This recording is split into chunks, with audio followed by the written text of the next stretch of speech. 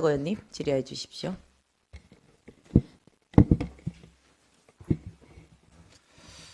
네, 먼저 우리 교육정책국 경기도교육연수원 학생교육원 유아체험교육원 관계자 공무원들께 모두 올 한 해 고생하셨다고 말씀드리겠습니다.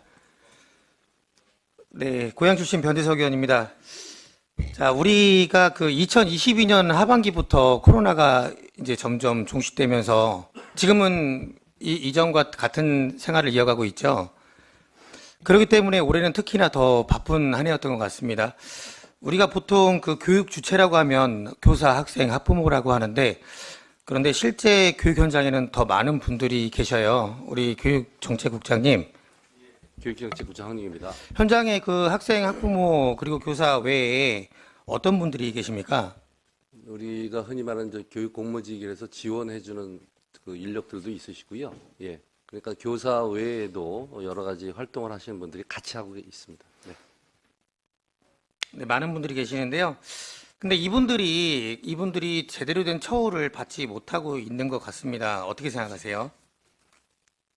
예를 들면은 방과후 전담사, 유치원 방과후 전담사 공무직 같은 경우는 제대로 된 처우를 받지 못하고 있습니다. 어떻게 생각하십니까?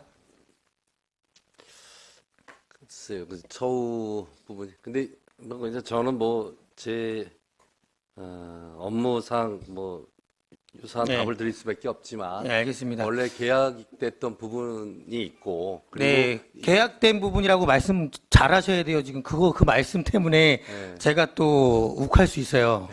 그 다음에 해마다 또 자, 단체와의 계속 임금 협상이라든지. 얘기하겠습니다. 네. 요즘 태어나는 아이들이 점점 줄어들고 있어요. 예, 예. 근데 우리 경기도는 가장 많은 아이들이 살고 있습니다. 예. 네. 근데 보통 유치원에 다니는 아이들이 연령대가 어떻게 되죠? 유치원이 보통 3세 이상서부터는 가능한 나이로. 네, 돼 만 있습니다. 3세에서 5세까지. 지금 현재 2023년 10월 기준으로요, 경기도에 살고 있는, 만 3, 4, 5세 아동의 수가요, 27만 8,661명. 유치원을 안 다니는 아이들도 극소수 있겠지만은요, 요즘 거의 다 유치원을 다니고 있는데, 우리 경기도교육청에서는요, 매년 경기 유아교육 정책 추진 기본 계획을 수립하고 있어요. 예, 예. 맞죠? 네. 네, 거기 보면은 방과후 과정 운영 내실이라는 부분이 있습니다. 예. 이 내용 알고 계십니까? 예, 예. 네. 보통 방과후 과정은 몇 시까지 운영되나요?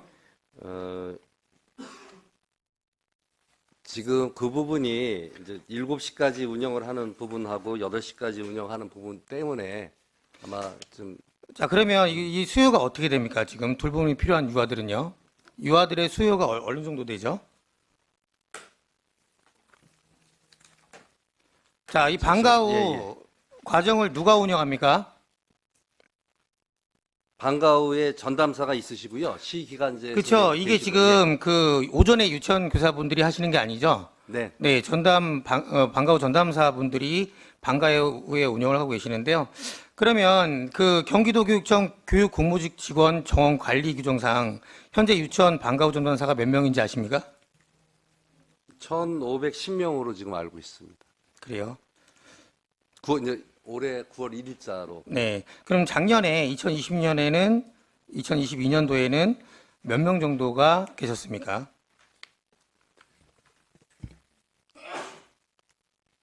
네. 예, 예. 제가 지금 더 많았던 거는 맞습니다. 더 많았습니다. 예, 네. 예. 죄송합니다. 네, 1,690명 정도가 계셨는데 임태희 교육감님 공약 중에서 방과후 과정 운영 확대가 있는 거 아시죠?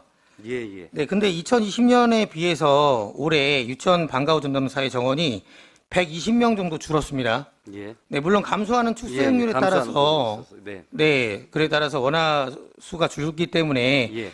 그렇다고 할 수가 있겠지만 네. 상식적으로 생각을 해보면 기존보다 운영을 확대하거나 희망자를 100% 수용하려면 오히려 유치원 방과후 전담사가 더 필요하지 않을까 하는 생각이 드는데 어떻게 생각하십니까? 지금 의원님께서 말씀하신 것처럼 전체적인 유아 수는 좀 줄고 있기 때문에 전담사 수가 좀 자, 그러면요. 파악이 되는. 예. 네, 알겠습니다. 그 부분에 대해서 또 제가 잠시 후에 말씀을 드릴 거고요. 그러면 현재 유치원 방과 후 전담사는 교육 공무직에 속해 있으니까 월급도 그 교육청과 협의를 통해서 정해지는 게 맞죠? 예, 예. 네. 그러면 교육 공무직은 급여 체계가 1유형과 2유형이 있는 걸로 알고 있는데요. 예. 우리 경기도교육청의 유치원 방과 후 전담사는 1유형입니까? 2유형입니까? 현재 이유형입니다. 네. 자, 그럼 타 교육청에서는요, 이렇게 유치원 방과 후 과정을 운영하는, 각 교육청마다 이름은 좀 다르지만요, 방과 후 교육사라고 이름을 붙인 곳도 있더라고요. 근데 이 유치원 방과 후 과정을 운영하는 교육 공무직원 분들이 1유형과 2유형 중에 타 교육청은요, 어디를 따르고 계시는지 아세요? 1유형과 2유형 중에서? 저희 경기도만, 네. 그렇죠. 2유형을 예, 따르고 있죠. 예, 예, 그렇습니다. 네, 다른 곳은 1유형인데요. 예, 예. 네, 그 작년에도 이와 관련해서 학교 비정규직 노조 경기지부 네. 거기가 기자회견을 가진 적이 있는데 그 내용 뭔지 혹시 기억나십니까? 저희하고 계속해서 이 네, 부분을 경기도교육청은 협의하고 있습니다. 네, 네. 유치원 방과 후 돌봄 노동의 가치를 하대하고 있다. 하대하고 계시네요. 그렇죠? 그렇지는 않습니다. 자, 이와 관련해서 유치원에 다니는 아이들이요, 가장 많은 경기도 교육청만 지금 이 유형을 책정해서 이렇게 하고 계시는데, 이거 계속 이렇게 가실 겁니까? 저희도 그래서 계속 그 단체하고 이야기를 하고 있습니다. 지금 몇 년째 하고 계시는 거예요? 근데 협의를? 정말 어떻게 보면 외부에서 보면 간단한 문제일 수 있는데. 그러니까요, 이게 그 몇 년 전부터 계속 이제 협의를 하고 왔고요. 예, 예. 앞으로 몇 년 더 협의를 하다가 결국엔 나중에는 도대체 얼마나 더 협의를 거쳐야 된다는 말씀입니다. 그 부분은 안타깝게 네. 생각하고요. 서로 조금씩만 더 자, 잠깐만요. 네. 네, 우리 정책국장님, 예. 맞벌이 부모님들을 대신해서 예, 예. 오후 시간에 예. 함께하는 선생님이 유치원 방과 후 전담사 분들이세요. 이분들 다 전교사 자격증이 엄연히 있으신 분들이잖아요. 오전 모르셨습니까? 그러니까 지금 전교사 자격증이 있는 분들이잖아요. 방과 후 전담사 말씀하시는 네. 거잖아요. 네. 보육 교사죠. 이제 정규 교사가 아니고요.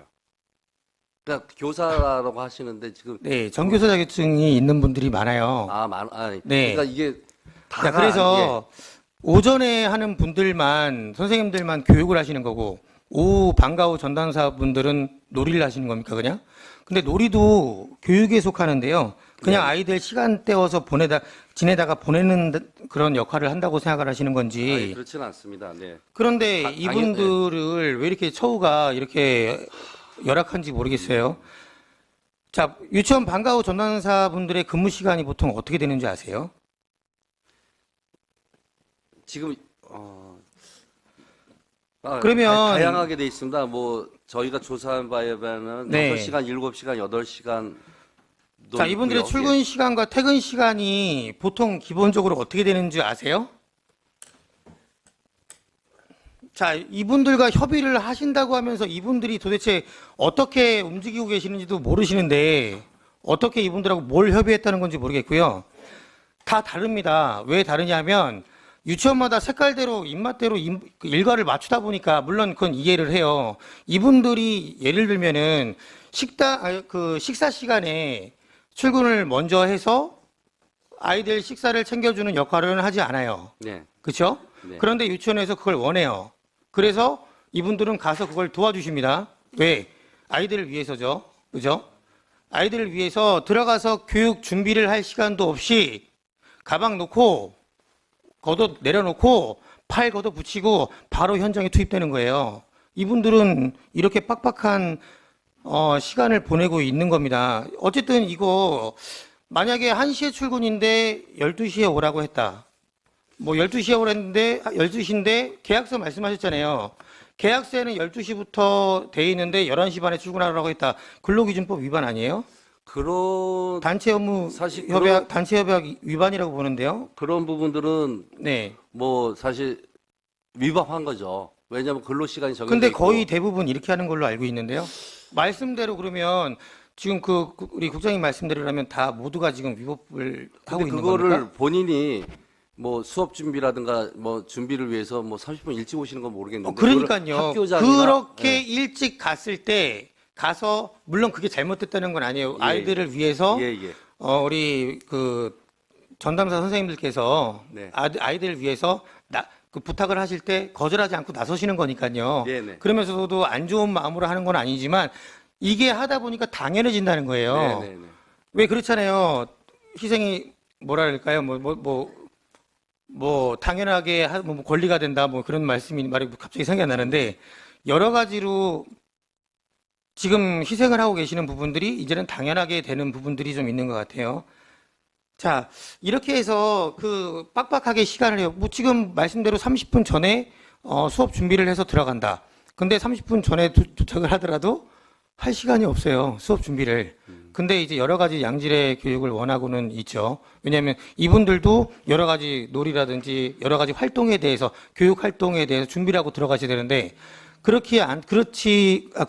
시간이 제대로 없기 때문에 그렇지 못하고 바로 들어가시고 네, 네. 들어가셔서는 그 화장실 갈 시간도 없이 이제 계속 아이들을 보게 되시죠. 네. 화장실 갈 시간도 없다는 건 뭐냐면 보조교사가 없잖아요. 물론 그것까지 원하는 건 아니지만 예. 그 정도로다가 왜냐하면 그 시간을 비우고 잠깐 자리를 비우고 화장실 갔을 때까지도 네.